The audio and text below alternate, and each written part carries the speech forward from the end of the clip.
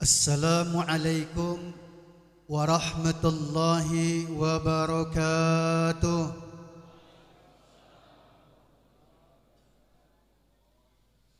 Innal hamdalillahil fattahil alim alladzi farada alaina siyama ramadan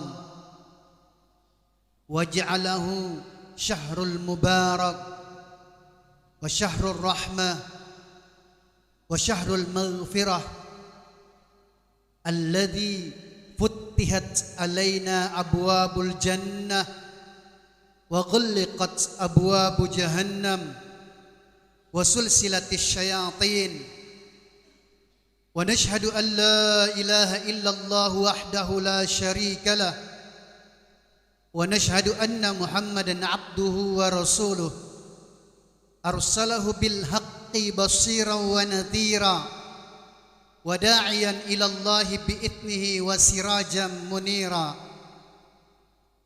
Faqad qala Allah ta'ala fi kitabihil aziz wa huwa asdaqul qailin.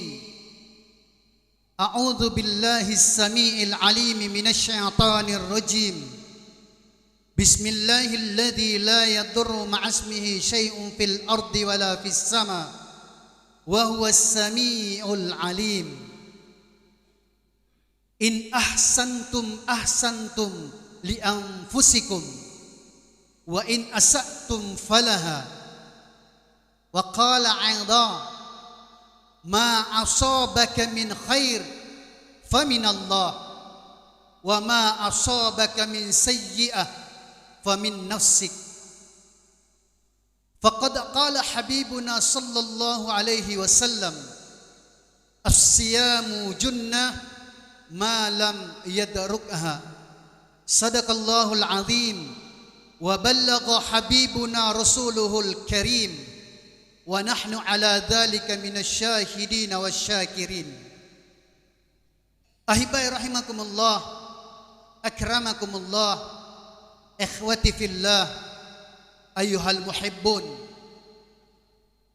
Dari sekian perjalanan safari Ramadan kami, dan setiap malam kami memantau masjid ini melalui YouTube, ada perasaan gelisah ingin segera berjumpa dengan jemaah masjid yang sangat luar biasa sekali. Semangatnya, tertibnya, bahkan perangkat-perangkat yang mendukung untuk kehusyuan kita dalam ibadah. Yang dimuliakan Allah Subhanahu wa taala, semua yang telah kita lakukan dalam hidup kita adalah bahagian daripada perjuangan. Namun Ramadan mengemas semua bentuk perjuangan itu sehingga tergantikan yubaddilus sayyi'at ilal hasanat, tergantikan sifat-sifat buruk yang ada pada diri orang yang berpuasa menjadi sifat baik. Yubaddilu sifatul maghdubah ilal mahabbah, tergantikan sifat-sifat kebencian, kemarahan yang ada dalam diri orang yang berpuasa menjadi cinta dan kasih sayang. Sehingga puncak perjuangan dalam Ramadan akan menjadikan perjalanan hidup kita 11 bulan ke depan terasa sangat indah. Kesusahan itu telah digantikan oleh Allah Subhanahu wa taala dengan berbagai keindahan.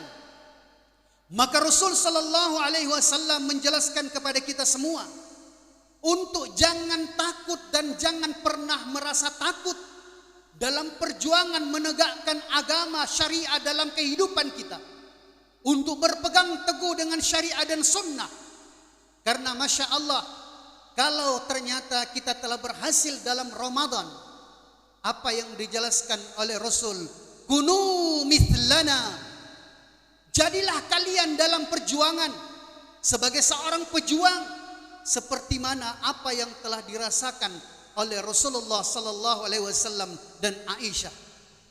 Maka Aisyah radhiyallahu taala anha bertutur, itu pun setelah sepeninggalannya Rasulullah sallallahu alaihi wasallam, untuk menghindarkan perasaan Jangan sampai Aisyah mengeluh, tidak.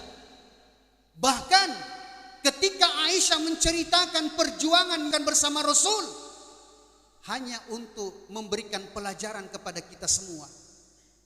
Faqad qala Aisyah radhiyallahu taala anha, kana, sesungguhnya telah berlangsung, kana ya'ti alaina syahr ma nuqidu fihi nara illa bi aswadain. Faqad qala fi kitabi hayatus sahabah ma tadakhan fil matbakh hatta thalathatal burur. Hari ini kalau Ramadan kita anggap sebagai satu beban, kita jalani itu. Beri ruang kepada Ramadan sebagai syahrul tarbiyah, untuk mendidik kita, sebagai syahrul riayah, untuk menghadirkan keagungan dan kemuliaan amal dalam diri kita. Maka apa yang dituturkan oleh Aisyah itu terjadi bukan di dalam bulan suci Ramadan. Aisyah radhiyallahu taala anha bertutur, karena telah terjadi, berarti telah lewat. Ya'ti alaina syahr, sebulan telah kami lewati, kata Aisyah. Sekali lagi, bukan di bulan Ramadan. Pada saat itu Rasul bersama kami, kata Aisyah. Derajat kemuliaan Rasul harus kita ketahui bersama. Untuk kemudian pada saat kita bercermin, benar, jelas cermin itu terang untuk melihat diri kita sebenarnya. Jadikanlah cerminan kehidupan Rasulullah dan ahli keluarganya. Kepada bapak-bapak hadirin sekalian, jadikanlah cerminan kehidupan Aisyah dan Fatimah kepada ibu-ibu sekalian, untuk kita menapaki jalan menuju jannah. Maka Masya Allah, yang perlu kita fahami sebelum kita bercermin, siapa itu Rasul? Rasulullah adalah Sayyidul Anbiya, di mana kita sama-sama ketahui satu orang nabi lebih baik daripada presiden. Jumlah nabi 124.313 diantaranya dijadikan oleh Allah sebagai Rasul. 25 diantaranya dijadikan oleh Allah sebagai nabi yang wajib kita imani. 5 diantaranya dijadikan ulul azmi, dan 1 diantara 124.000 itu dijadikan Sayyidul Anbiya wal Mursalin, yakni Habibana Rasulullah sallallahu alaihi wasallam. Maka kalau satu nabi lebih baik daripada satu presiden, berarti satu Rasulullah lebih baik daripada 124.000 presiden. Dilebur jadi satu, dibandingkan dengan Rasul, masih lebih baik Rasulullah. Maka kalau Aisyah bertutur, untuk kemudian kita tanya dalam diri kita, ini yang sedang bercerita adalah istri yang lebih baik daripada istri 124.000 presiden. Bukan istri orang biasa, bukan istri pejabat kelas kota madya ataupun kabupaten. Istri Sayyidul Anbiya, dia bertutur, kana ya'ti alaina syahr ma nuqidu fihi nara. Faqad qal fi riwayat akhar, Rasulullah sallallahu alaihi wasallam hadir di tengah kami, kata Aisyah. Kemudian dia katakan, Aisyah telah melihat satu purnama telah datang, hatta thalathatal burur, datang purnama yang kedua sampai purnama yang ketiga. 3 purnama berturut-turut aku lihat, kata Aisyah. Berarti 2 bulan lamanya. Manuqidu fihi nara. Di dapurku, kata Aisyah, ibu, istri yang lebih baik daripada 124.000 presiden. Di dapur, kata Aisyah, tidak mengepul asap. Di dapurku, kata Aisyah, tidak ada aktivitas masak-memasak. Dan kami harus berpuasa. Itu bukan di bulan Ramadan. Kami harus berpuasa illa bi aswadain, kecuali hanya 2 benda hitam yang telah menemaniku. Yang menemaniku makan sahur hanya 2 benda hitam, yakni pada saat itu masa paceklik diboikotnya Rasulullah. Maka Aisyah beritahu, itu tahun keempat kami diboikot. Saya cuma punya 2 benda hitam. Yang satu adalah biji kurma, bukan buah kurma, bukan daging kurma, biji kurma seperti biji rambutan. Saya cuma punya 2 benda hitam, 1 biji kurma dan 1 gelas air. Bagaimana susahnya keadaan saat itu? Sebahagian sahabat dia katakan, kami tidak punya biji kurma, tapi yang kami punya adalah 1 jengkal daripada daun kurma, seperti daun atap rumbia. Itulah yang kemudian pada saat kami sahur, saya berhadapan dengan Rasul.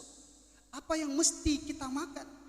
Sebagai seorang istri yang lebih baik daripada istri 124.000 presiden, Aisyah merasa bersalah dengan dirinya, tidak sempat menyajikan masakan terindah kepada Rasul.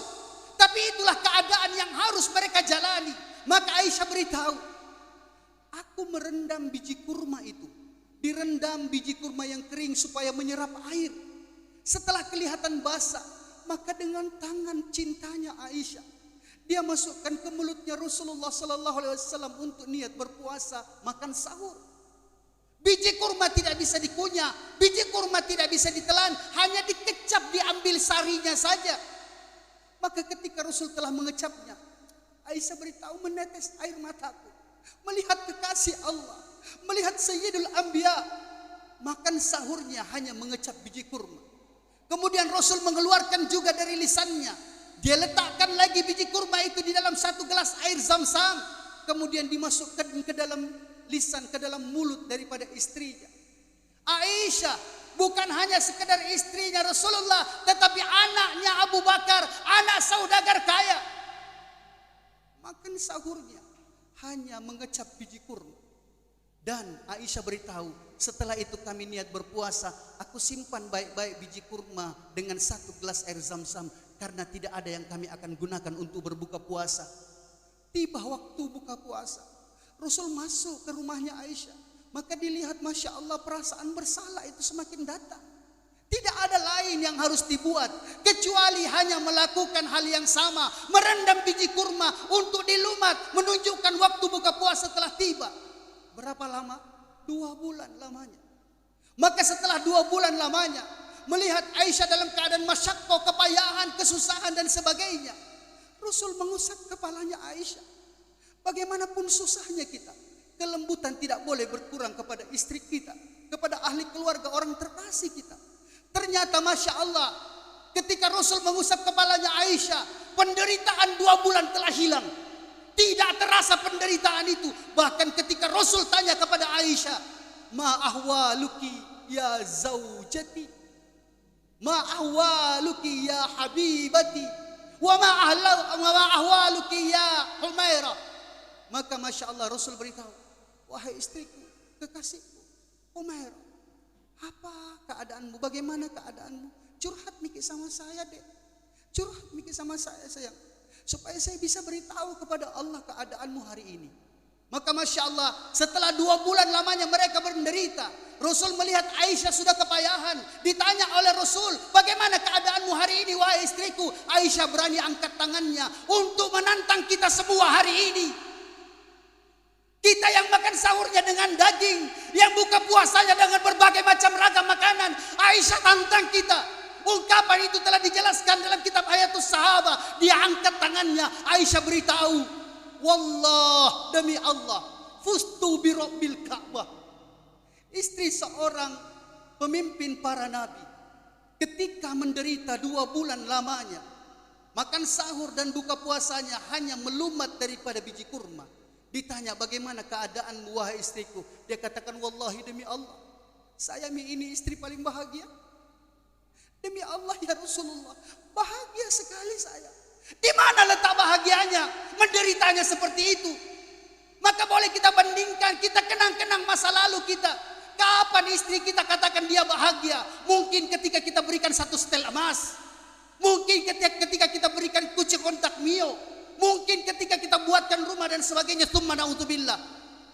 Maka harapan kita, semoga mujahadah dalam Ramadan ini akan mendatangkan kemanisan dalam amal, dalam diri kita. Dan harus malu, hadirkan perasaan malu dalam diri kita. Tidak pantas kita untuk minta tolong kepada Aisyah.